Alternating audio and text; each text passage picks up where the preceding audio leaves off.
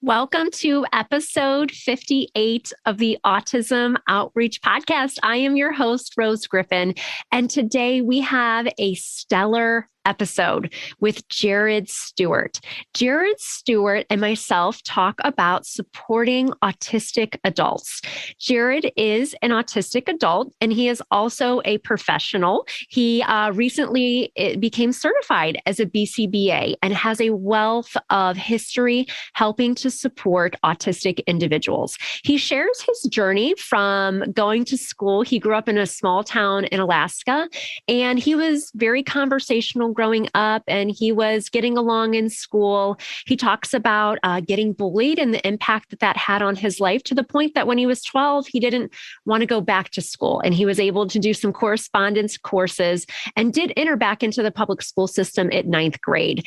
Being a public school employee, I definitely wanted to talk with Jared about how can we make public school and just school in general more impactful for students. He talks about how we can support our older learners. So if you're working with students in middle school, high school, adult age, this is an amazing conversation. We talk about how do we help our students understand their strengths, and how do we outline that for them? And then how do we also frame how we're going to give them support? These are areas where you may require some support, and this is why these skills are important. This is such an impactful episode. I am so excited for you to meet Jared Stewart, hear about his autism journey and the amazing work that he is doing in the autism field today. You're listening to Autism Outreach Podcast, a podcast full of ready-to-use strategies to help those with autism strengthen their communication skills. Here's your host, Rose Griffin of ABA Speech, a speech therapist and board-certified behavior analyst who shares tips you can use in your next therapy session. Thanks so much for joining us on episode 58. We have an amazing episode today. We have with us Jared Stewart. Thanks so much for joining us, Jared. I'm excited to have you on today. I'm excited to be here. Yeah. And we met each other, well, just today. I'm calling this in real life now. I say that for anything Zoom related, that this counts, right? It certainly seems like it has to, based on the last couple of years. Yes, it has to. I have a colleague and friend, Dr. Teresa Cardin. She's a fellow speech therapist in BCBA. And we actually, she's on my board at ABA Speech for my business. I just check in with the board and get their feedback on things and share things that are going on. And we also did a presentation at our National Speech Therapy Organization when it was in person before the world kind of imploded. And it was all about the VB map, and it was all about SLP BCBA collaboration. It was a really cool presentation. It was hands-on. And I remember I had emailed Dr. Sundberg and told him about it, and he sent me 15 protocol books. So here I was, like, flying from Ohio down to Orlando with a carry-on with 15 protocol books in a backpack. So it's kind of heavy. And that's how it all started. So I'm excited to have you on today. Can you tell us a little bit about you, kind of your journey into getting into the field and all that great stuff? Yeah, and just to kind of touch a little bit on the end of my journey. So I know Dr. Cardin from when she used to run the Melissa Nellison Center for Autism at Utah Valley University. And I was one of the founders of their Passages program for adults with autism there. And I still teach there on the side at nights once a week. And it's a blast and it's wonderful. And I love that I get to have a life where I get to give back now and talk to other young adults and adults with autism and to their parents of kids who are someday going to grow up to be adults with autism, because that's the funny thing about kids with autism is that they do grow up eventually. And so I love being at that point in my journey right now where I get to kind of give back and to talk more and to say, like, hey, I wish someone had been there to tell me this. Because I am an autistic adult myself, and having autism, you often feel so alone, and the families often feel so alone, and you feel like you're the only one. And there's something just so empowering about being able to talk to others who have autism or who have been along their autism journey, even though it's going to be very different and very unique for each person with autism. Just being able to say, hey, you know what? I had these issues too, and I had this same diagnosis, and I turned out okay. And it gets better. There's just something so hopeful and empowering. So hopefully I can share some of that today, because that's why I love doing these kinds of outreaches, is that it's just more people who can hopefully hear that message, because we get so locked in on that little age group, that tiny little window that we're working with, whatever that is, right? Mm-hmm. My window right now is adults ages 18 to 35, and that's usually what I'm working with, and sometimes parents. But again, that's still just a small part of a life journey. And when I, taught school, and those that are teaching school right now, you're there for, 4 months, 9 months, however long of their life that you're going to see them, but it's still just a tiny, tiny little piece. And when we see that tiny little piece, we often can't see what the future looks like. So autism is a developmental disorder. My journey, I didn't have delayed speech. In fact, as you'll probably figure out quickly here, I have that side of autism that doesn't shut up. And so I love to talk. So I was hyperverbal. I was that kid that talked early and then talked a lot, and people thought it was really cool. Yeah. And they didn't really recognize that I was doing a lot of just echolalia. I was doing a lot of just talking to myself about my favorite subjects. And I would pace up and down and talk about the stuff I wanted to talk about, which was Star Wars and Sesame Street and dinosaurs. And I was just, people were like, oh, he's so cute. He's just this little professor. And that literally became part of the diagnosis later on. Right. So I was the kid that I didn't really care to be around other people outside my family. And it was like, well, why? If that's plenty of people for me. And but I loved animals, loved little kids. I liked spiders. I would just go and collect spiders and bring them home, which my mother loved. But I constantly would have like these huge spiders in the house and stuff. And I was the kid that would not take a pacifier, wouldn't take a bottle. Mm-hmm. And yet I still needed an oral stim to fall asleep. So my parents had figured out this like nasty old blanket I could chew on. And I would chew on that thing. And it was usually better if it was wet. So it'd be like this wet blanket, and I'd call it my wet blanket. And over time, they kept cutting it smaller and smaller and smaller. So my parents were doing ABA without even realizing. Right, exactly. Oh, they were fading it. Okay, they fading it over time. Eventually, they were like, "Oh, I'm sorry, the wet blanket is just gone. There's just nothing left of it at this point, because it had turned into this horrible brown thing." And thankfully that was okay. And then I would grind my teeth and all that. Mm-hmm. So I had a lot of the sensory stuff. I didn't like things touching my ears. So I hated haircuts, hated a lot of clothing items. But I grew up on an island in Alaska. So I'm from Kodiak originally. Wow. And when you grow up on an island in Alaska, first of all, it's Alaska. Everybody's a little weird just to live there, right? At baseline. Exactly, right? And anybody from Kodiak listening, I love you. You're wonderful people. And I absolutely love Kodiak Island. But one of the cool things about being really weird on Kodiak Island is like, it's a small town, and it's like, oh yeah, that's Jared. He's weird, but not like there's anybody else to play with. So we'll bring Jared on and we'll do these things, Oh, yeah. And so I was at least included in stuff, and certainly more than I even wanted to be sometimes. And I was going along pretty well. Went to preschool, had some problems in preschool with, paying attention and sitting still and getting along with other kids and that kind of stuff. But got into kindergarten. Figured out that I really liked school because I liked learning. I always loved learning. And especially when we were talking about things I wanted to talk about, I loved that. But I also found out that other kids could be really, really mean. Mm-hmm. And I grew up really poor, and they bused all the poor kids to like this one school. And one of the first things I had to teach myself was how to ride the bus without getting beat up, because I would just get bullied endlessly. Mm-hmm.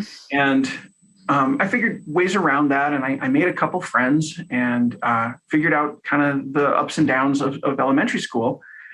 And I didn't like school, but it was a necessary evil, and I was, go, it's what you did. And right. I just went along with it, and I'd come home and decompress watching Mr. Rogers and Sesame Street every day, and things turned out okay. Yeah. Until I hit 6th grade. Okay. And in 6th grade, on my island, you went to junior high. And so middle school started, and we were talking about teaching middle school right before we turned on the recording here. Yeah. Both middle school people. Uh-huh. But at junior high, all of a sudden, right, what are the differences, right? What happens when you go from elementary to junior high? All of a sudden, you go from one teacher to like 7 teachers. Mm-hmm. And every one of these teachers has a different classroom with different rule sets and different seating charts and different kids in there. And they have different expectations, and they're higher expectations academically and so forth.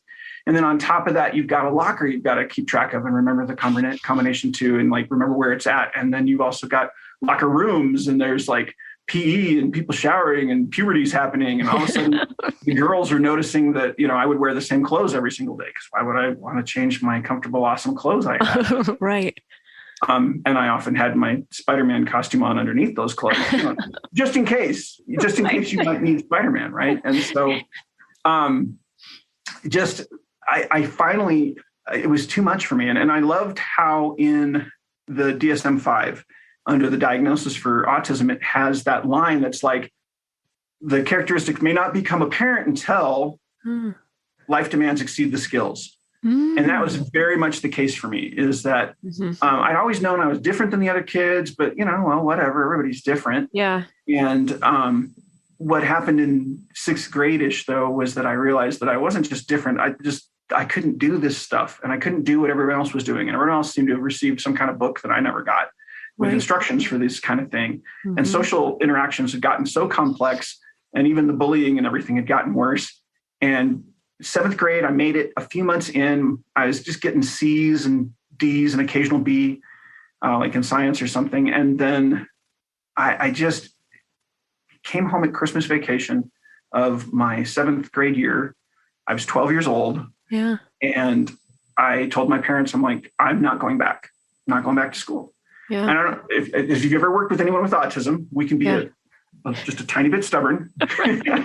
And so I was done. I was like, that's it. I've said this and I'm not going back. And my parents, they begged and bargained and pleaded and threatened.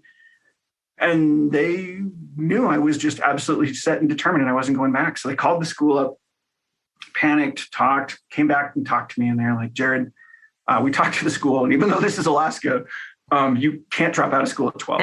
So I'm like, well, I'm not going back. So I don't know how that's going to work. And they said, well, there's one other option. Because we're an island, we have correspondence classes. And long story short, I was like, what's correspondence classes? They're like, well, you fill out this packet and send it back and they grade it for you. And that's how you do school. And I'm like, where has this been for the last 6 years of my life? And so I did correspondence classes and I stayed home and I watched The Price is Right every single day at 3:00. And I could have told you the retail value of any item in California for a long time.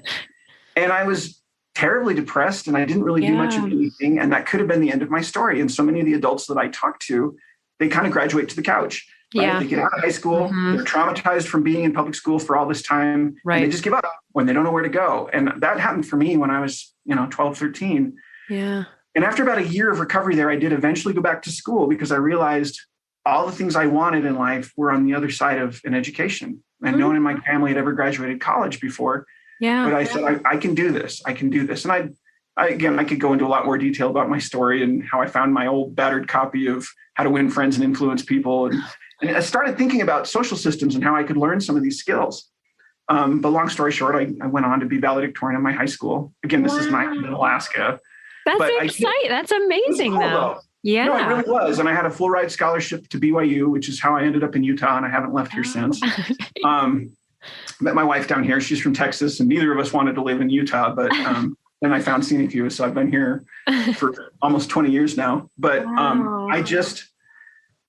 it's been a total change and it hasn't been easy. And there've been a lot of problems and ups and downs. And again, I'm happy to talk about the downtimes as well, but that was kind of the big turning point in my life, was realizing that I needed to learn systems and that I could learn the systems to succeed. And now I've got 2 master's degrees. I just got my BCBA last year. Oh, you did? Oh, that's awesome. Yeah, amazing. Okay. Yeah. Newly certified. Partly at Teresa's urging. So I had a master's in educational administration, like a principal's degree. Yeah, sure. Helped me run my school. And I had special ed background, but I didn't have the ABA side and the behavior analysis. And so I went back and got that. And again, I'm just getting started. One of the things, if somebody gets nothing else out of this, if they're even listening to this, if I haven't already bored them to tears, what I hope they get is that we forget that autism is a developmental delay.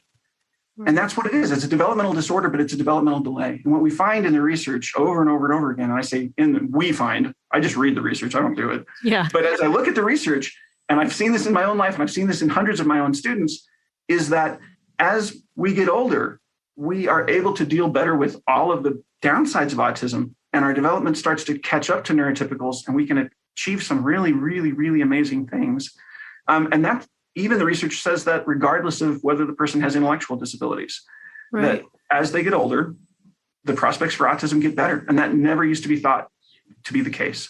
Wow. Yeah, that's interesting because I think why I'm so fascinated and why working with older students really is my passion project is that, I just feel like once kids get older and they become adults, like when I'm goal setting for my middle school, high school students, I'm thinking of them as an adult. Like they're going to be an adult with autism, an autistic adult. And why is what I'm goal setting now helpful for them in the future? And I think sometimes, and I'm not sure how, you're hearing about your journey and maybe how you presented with, your academics and, all the social stuff in middle school. Sometimes it's hard in a school-based setting, like a public school setting, because oftentimes kids who are getting okay grades and are doing okay, it may be hard to qualify them for, social skill services. And then what does that even look like? Because, there's a whole, with the neurodiversity movement, which, I think there's definitely some positives from there. And we've been doing some talking about it on the podcast, but,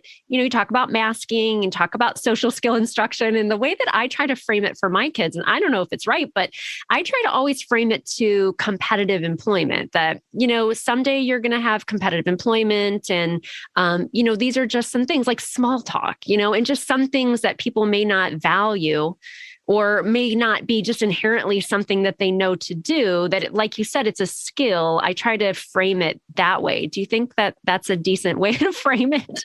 No, I love it. And like you said, there's no right way. Anybody who tells you like this is the only way with autism is forgetting how absolutely unique the spectrum is. And is probably trying to sell you something, but but really, no, you've got to couch it. I love your transition mindset because that is something over and over again I'll see is what Dr. Gearhart talks about, Peter Gearhart, as he deals with transition youth.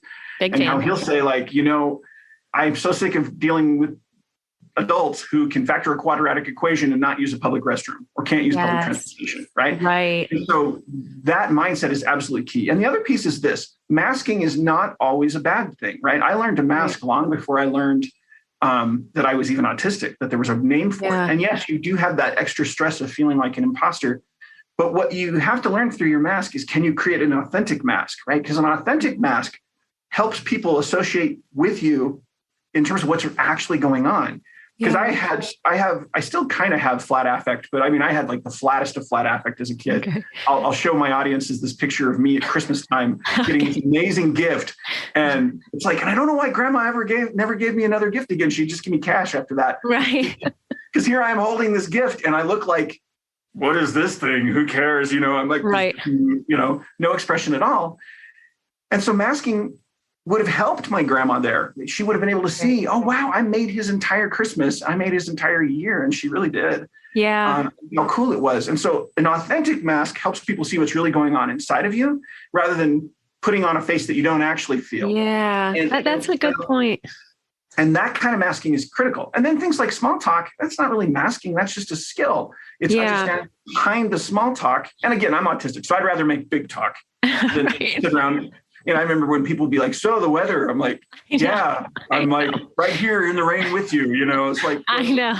I like have on my board, like small talk. This is what people talk about, the weather, what they did over the weekend, sports, and this is how it goes at work. You have to, another favorite of mine, which I just think for anybody is an important skill, is like feigning, like pretending you're interested in something. Oh, yeah. The social fake is, like pretending you care about something that you don't. I'm like, this isn't important just for autistic individuals. This is important for anybody who has a job. Absolutely. It is. And then being able to get down to that why. And often with my students, that's what I've found is they really desperately need that why. No one's ever told them why small talk.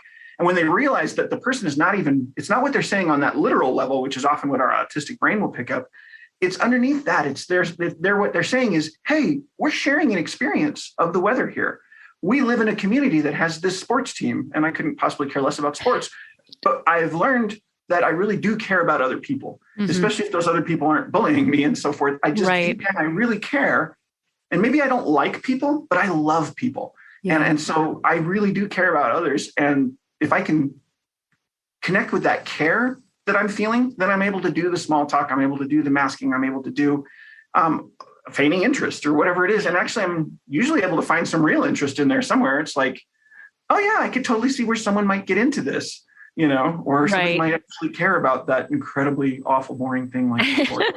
Well, I know I have worked with students who are gifted and academically are very gifted, who have an autism diagnosis, who have some trouble with some of these things like perspective taking and things like that, which is always kind of blows my mind because these kids in 8th grade are doing way better math than I'll ever do. Like math was not my strong suit. I think that's why I'm a speech therapist, because it's science, no math, and it's helping people. But, it's just always an aha moment for me to think about, this person's brain is really, far advanced in this area. This is where they could really use some support. Just like you said, a lot of autistic adults, and I know we're going to touch on that today, may not be employed or may be underemployed. And I think that's that's such an issue because I feel like, and I work with students that are also socially graduated. Where I work at, we have a really dynamic and different tiers of vocational support and all that great stuff.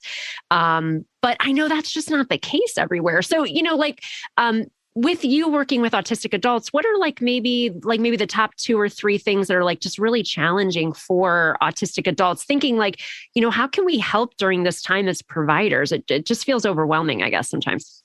It does. Well, Rose, what you mentioned earlier about transition mindset and just keeping that in mind of these cute little kids with autism, or even if they're not that cute right now, they're going to grow up to be adults that aren't doing, those kind of stems and aren't doing and maybe do learn how to talk, and even though it might be delayed, and they may learn how to drive in their 20s, and they may learn all these things.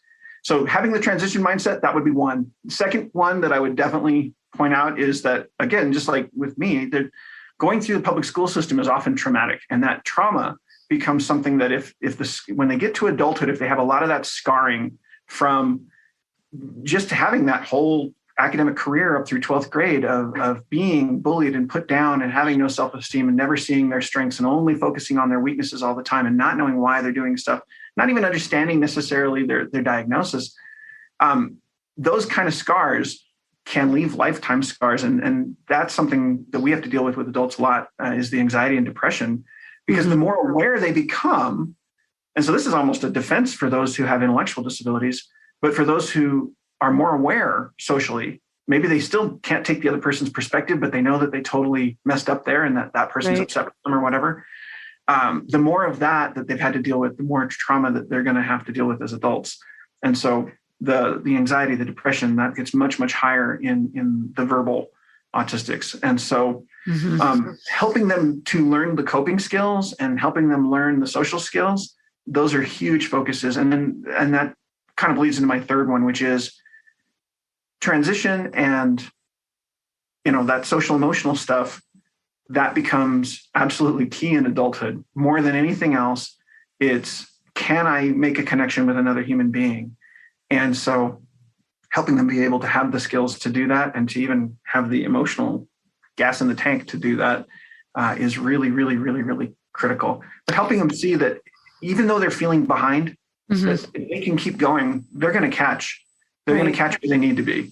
And it may be later. I mean, it's sad that in the United States, we have that 22 cliff, right, where IDEA and everything cuts off and all those services. I know Europe, at least the UK, I was hearing, is starting to extend autism services up to like 24, 25. But that's where it needs to go. And that's where I get to work now, is kind of that post 22. Right. And it's that's critical. But if the more that people working with kids with autism can help prepare them for that cliff and prepare their families for that cliff, the better chance they have of going off the cliff and flying rather than falling. Yeah, you bring up a good point. I mean, the thing on the bus that hurts my heart that you said that, but I have done lessons with students, actually not autistic students, but just students with other complex communication needs that were verbal, but about where to sit on the bus. Diagrams on my dry erase board. You know what I mean? Because I think the bus can be, I wasn't a bus rider. My dad was actually retired by the time he took me to school. So I'm like the baby. My dad's 86, but that's a whole thing. But I know tales from the bus. This is just more for that. So what do you think, like as a public school employee, and a lot of people listening might be school-based, but I'm just wondering, back in the day, if you could go back and you could redo like your public school education, what are like some supports that would, because my question is, were you getting any supports? Because maybe you didn't have the autism diagnosis and you were conversational and you were doing okay until, you know what I mean? Yeah. So they it's good to hear you're working with gifted and autistic, because those even in Utah now, those still tend to get separated. Mm-hmm. And there's no need to do that because an awful lot of gifted students are autistic. Mm-hmm. And I was thankfully labeled as gifted. Okay. They saw, thankfully, some teacher saw all of my boredom in the classroom and my constantly off on something else. And they were like, well, maybe he's a genius, right? Right. So they went and got me IQ tested, and I was high enough to get into the gifted program. And so I did get some supports there, but most of those were enrichment things, and they turned out to be a lot of extra work. And it's I'm just barely getting through the day. So as much as I would love to do this really high level stuff, I'm not that person, and I don't have the kind of family support at home, and I don't have the money, and I don't have the interest in those things. And so I wish someone had just been able to kind of, rather than try to push me into a program, even been able to just help me understand that, hey, here are my strengths and here are your challenges. Mm-hmm. And your strengths are amazing. And let's help you feel good about these things you're good at. And these challenges over here, let's work on a few little bite-sized pieces of these one at a time. So when I got back to school in ninth grade, like I said, I mentioned my grades before were kind of B's and C's. Right. And I didn't really care. I mean, I knew I was smarter than that. I was certainly as smart as these kids getting A's, but I didn't know what they were doing. And it just seemed like a lot of work. One of my ninth grade, so I went into ninth grade and I was in remedial math. And the teacher was like, why are you even in here? Because I'm very good mathematically. But I hadn't done any of these classes. And once they started throwing letters in with my math, I didn't know. Right. But what she did for me wasn't even math. What she did for me is she gave me a calendar, a blank calendar page. You remember ditto machines? Oh, yeah. And off of ditto machines, there's this yellow calendar page. And it was just a blank calendar where I could put in the days of the month. And then I could put all of my classes, and I could put what was due and when. And again, it was a planner, but it was a one-page planner. Mm-hmm. I'd never heard it. She didn't use the word planner. She's like, well, this is a calendar, and what you want to do is calendar your week. And all of a sudden I was like, oh, I'm aware of what's going on in every class. I'm aware of due dates. Mm-hmm. I'm aware of this. And I started making little notes to myself, and it led to a whole host of other systems that empowered me to be in charge of my learning and in charge of my life in a way I'd never been. And I still calendar. Now it's all digital, mm-hmm. but I absolutely swear by that. And having someone who could help me see there are systems for the stuff in life that's hard, the stuff that's tripping you up. Even someone who if someone had been able to sit down with me and realize what I'd done on the bus, it took me years to go back and realize that, oh, I had a system. You sit right behind the bus driver, you look out the window, you don't talk to anyone, right? Uh-huh. Mm-hmm. And then the kids won't throw lit firecrackers in your hood as you go on the bus, which happened to me. So having someone go over those kinds of systems that were instantly applicable to my life in reducing pain, making things easier, it gave me so much hope and confidence that I could attack even the bigger problems, because now these little problems, I'm like, oh, I have systems for that. And the autistic brain thrives on systems. That's where our rigid routines come from. Simon Baron-Cohen, he does a lot of research on autistic systemization. And it's one of the things I'll talk to students about a lot, because our brains are going to create systems one way or another. If we can consciously control those systems, we can apply that to whatever we're doing and systematically excel in those areas. And you look at, again, some of the biggest names in the world now and most successful people on earth in almost any field, and you have diagnosed adults with autism now who are in those fields. And that's a huge change, but it's these people mastered systems in those areas. And whether it's Lionel Messi, who's the soccer star, right, and he has all the soccer systems down, or whether it's Anthony Hopkins, who got diagnosed in his 70s with autism, but he's multiple Oscar-winning actor, or Elon Musk, who just came out talking about his Asperger's diagnosis, which was that was my first diagnosis, was Asperger's syndrome. Right. But which didn't even exist when I was in high school. It was long. Wow. Isn't that interesting? Well, it's interesting because I know as a provider, sometimes it feels like these things, just like what you're sharing is like a very simplistic graphic organizer, visual system. But, to that teacher, that seemed like something that was just going to be helpful for you.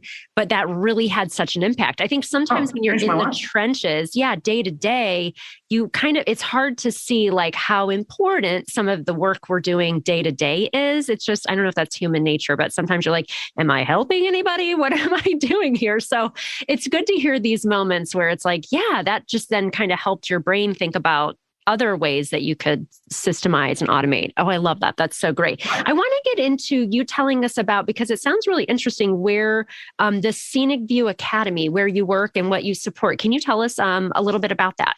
Yeah. And again, I could talk forever about this. And so, I mean, if you ever want more information, email me or call me, whatever. Yeah. But basically, we're a school that was founded by a parent, like most of these adult services were. Okay. Where you have a parent who's like, there's nothing out there. Right. So I might as well do something. And thankfully, that parent was Ty Norda, and she's married to Ray Norda, who was the founder of Novell, which was WordPerfect and all of that back in the day. So very, very wealthy individuals who gave us an endowment and said, live off the interest on this endowment and find a way to serve adults with neurodiversity.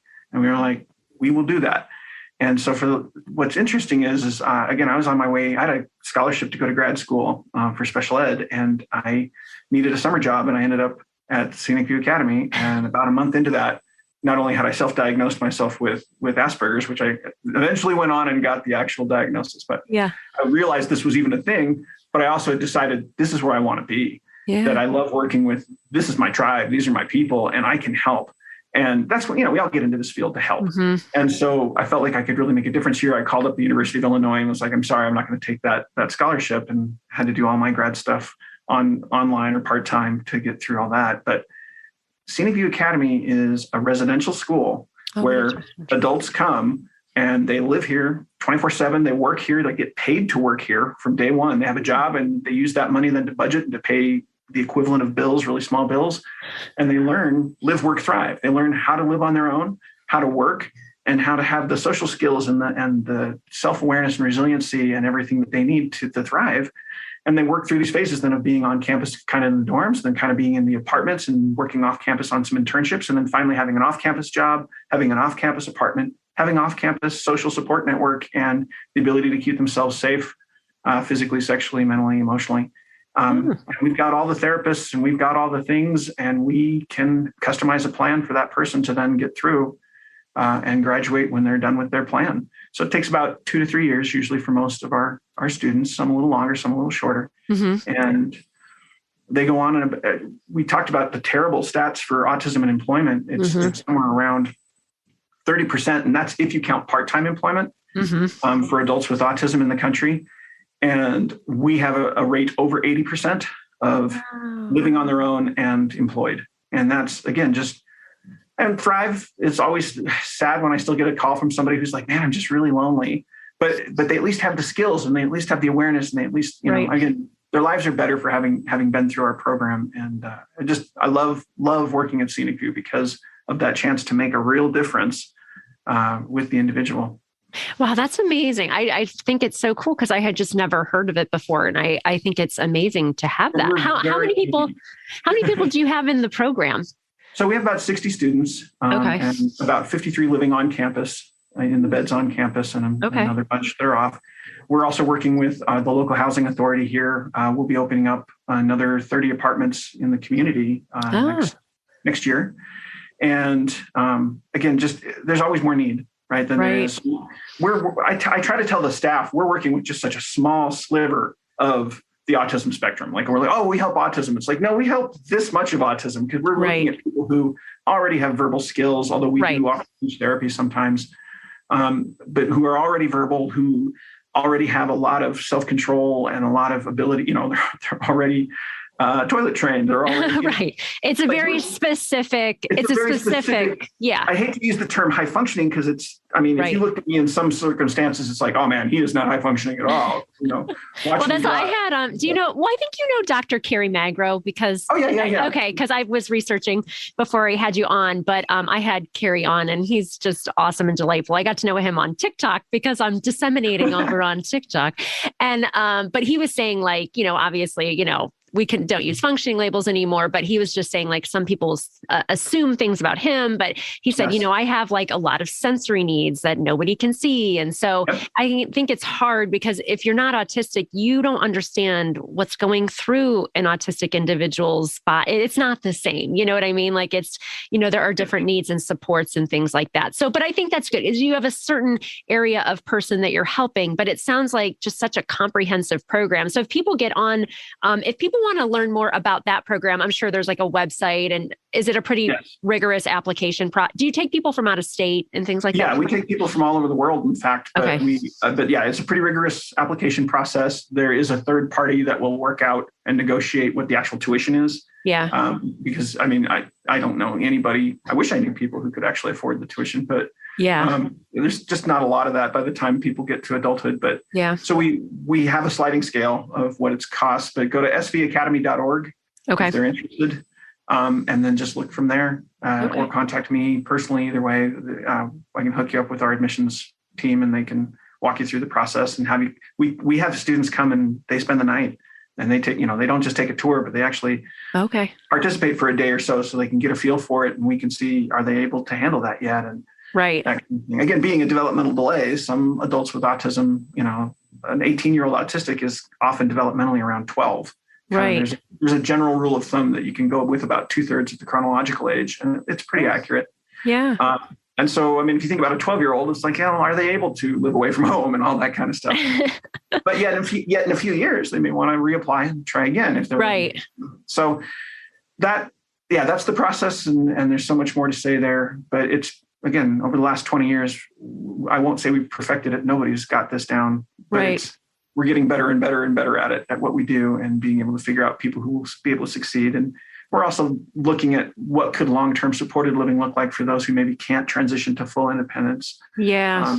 How we could help more of the spectrum that way. But that's still down the road. Well, it is amazing, though, just to give parents hope that might be listening, because there's just so many people. And what I realized, and I know I work in a really great district, but our kids have such great access to vocational programming. And I mean, here in Ohio, by law, age 14, we have to start doing that transition piece, which I think is a great idea. But it's the same law in Utah, but they're not. Oh, it is? Okay. By my experience, I've almost never seen it, sadly. Yeah. Really? Oh my gosh. Different worlds. Like you said, the resources that are dedicated to it make a huge difference. It does, because I don't assume that everybody operates the way I do, because I work with a lot of people from all over, the United States and world, but it's just such a dynamic program. And talking about vocational skills and just, employment and competitive employment and soft skills, and that stuff is all just so very important. And it all starts in middle school. I mean, at least, what I mean? Like you can't start early enough, right? Yeah. Toilet training is a transition skill. I mean, good luck holding down a job if you're not toilet trained, right? It's so much. It's that transition mindset. It's realizing that even though my whole world revolves around this child with autism, that there's someday going to be an adult. And then even more so, there's going to be a day when I can't care for them, right? Oh, boy. And how do I prepare for that second cliff as well? And that's so much of the mindset that we need all parents, all caregivers to have, is that there's going to come that time, and just every autistic person has a different and unique potential. Let's help them maximize whatever that potential is. Yeah, I love that so much. Well, it was really great talking to you, Jared. If people want to learn more about you or Scenic View Academy, where can they find out more info? So I think I sent you my Facebook page. I have somebody else on our PR committee who runs that for me, because social media, it's like, I'm sorry, you lost me at social. Oh, that's good, because you probably have a lot more happiness and joy in your life than me, because I'm on there a lot. Exactly. I'm like, I'm never hearing people like, oh, God, I just spent an hour on Twitter and I feel so relaxed and happy. And I'm like, I'm not hearing that from anybody. It's like, no. I use up all my social batteries at work and just doing things like this. Right. That's great. Like I said, I love people, but I'm not super into relationships either. So that having been said, I've been married 23 years to the same woman. So I guess I've made some of those work. But yes, so I do have a Facebook thing they can find me on, but also my email is there. You're welcome to share my email with people. Okay, great. Yeah, we'll put that in the show notes. I'm happy to point people to whatever. And again, like I said, no one's got all the answers. So if I don't know something, I'm happy to tell you I don't know. Awesome. But I do feel like Dr. Magro and I, and the things that we can do just as adults with autism, talking to younger autistics and saying, hey guys, it can get better. It can get a lot better. And parents, we need more of that hope. And there is so much hope that autism, again, it's a different wiring of the brain. And that doesn't need to be a bad thing, even if it doesn't fit the public model super well. Finding a unique solution, finding a unique environment is going to allow that person to thrive in amazing ways. I love that. Well, thanks so much for coming on. It was great meeting you. Great meeting you too, Rose. You have a wonderful time, and let me know if you ever need anything else I can help you with. Okay, thanks. Thanks for listening to Autism Outreach. If you enjoyed the show today, make sure to subscribe so you don't miss an episode full of actionable strategies you can use in your therapy room. Write a review too. That would mean so much to me. I always love hearing from you. Have a specific topic that you want included on a future show? Reach out over on Instagram, ABA Speech by Rose, or visit me at www.abaspeech.org.